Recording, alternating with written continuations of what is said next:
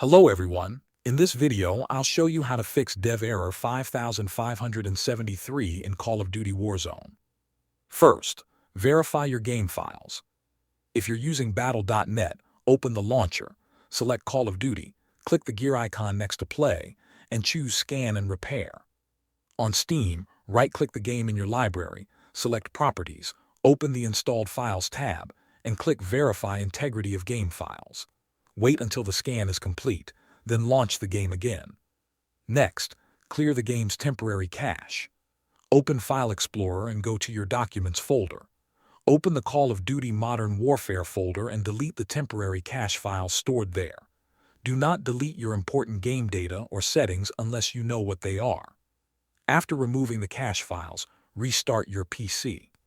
Now open Warzone and go to Settings, then Graphics. Find the Restart Shader Installation option and select it. Wait until the shader installation finishes completely before joining a match. Interrupting this process can cause more issues. Finally, change your operator skin.